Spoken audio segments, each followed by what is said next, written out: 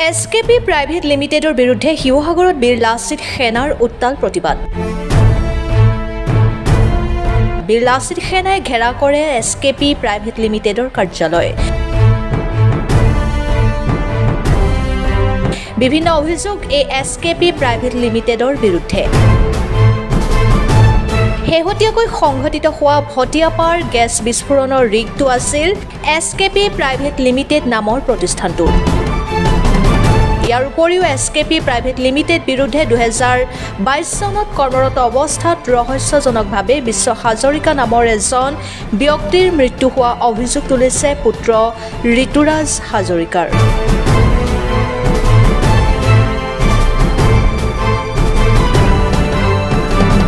অঞ্চলত যিখিনি মানুহ ক্ষতিগ্ৰস্ত হৈছে সকলোকে এওঁলোকে পইচা দিব লাগিব। মিনিমাম 1 লাখ টকাকে প্ৰতি ঘৰত দিব লাগিব, কাৰণ ইয়াৰ গুণদামী বহুত হৈ গ'ল শিৱসাগৰত। ই তেল চোৰহে আছিলে, আজি 10 বছৰ নে 15 বছৰ আগত। এইবোৰ পইচা চব তেল চুৰি পইচা। এটা তেল চোৰৰ তলত শিৱসাগৰ নাথাকে। ই এটা তেল চোৰটোৰ তলত শিৱসাগৰ নাথাকে।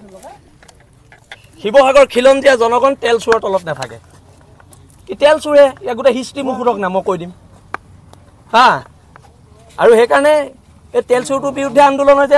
নিয়মতে পুলিচ আহিব নালাগিছিলে। পুলিচে তেল চোৰটোক ধৰি আনি আমাৰ আগত সাজি কৰিব লাগিছিলে। গতাই বাৰু দিব নোৱাৰে, কিন্তু তেল চোৰটোক পুলিচে ধৰি আনিব লাগিছিলে হা। চোৰৰ পইচা থাকিলেও আজিকালি ৰজা হৈছে, আৰু সেইকাৰণে এইবিলাক নহ'ব। এতিয়া ইহঁতৰ মানুহ ওলাই আহিব লাগিব। ONGC কোনো একশ্যন লোৱা নাই তেওঁৰ বিৰুদ্ধে? ল'ব লাগিব, নহ'লে ONGC বন্ধ কৰি দিয়া হ'ব। মই কৈছোঁ নহয়, এওঁ মুখ্যমন্ত্ৰীতকৈ ওপৰত। এই পইচাৰ ইমানেই দাম্ভিকতা হৈছে তেল চোৰৰ, ই মুখ্যমন্ত্ৰীতকৈ নিজকে ওপৰত ভাবিব লৈছে। আৰু ইয়াৰ বিৰুদ্ধে প্ৰতিবাদ হৈছে আৰু হৈ থাকিব। আৰু চাওঁ, এতিয়া যদি ইহঁতৰ কোনো কৰ্তৃপক্ষ ওলাই নাহে, তেতিয়াহ'লে এইখন গেট বগাই পাৰ হ'বলৈ আমাৰ ল'ৰাক 10 মিনিট সময়ো নালাগে। গোটেই আৰক্ষী বিভাগৰ গোটেই মানুহখিনি খিলঞ্জীয়াৰ কাৰণে, অসমীয়া মানুহ কাৰণে আমি সংঘাতত এতিয়ালৈকে লিপ্ত হ'ব বিচৰা নাই। আৰু যদি এওঁলোকৰ মানুহ ওলাই নাহে, তেতিয়াহ'লে এখন সংঘাত হ'ব আৰু আমাৰ ল'ৰা জেললৈ যাবলৈ সাজু আছে। আমি সাজি আছো।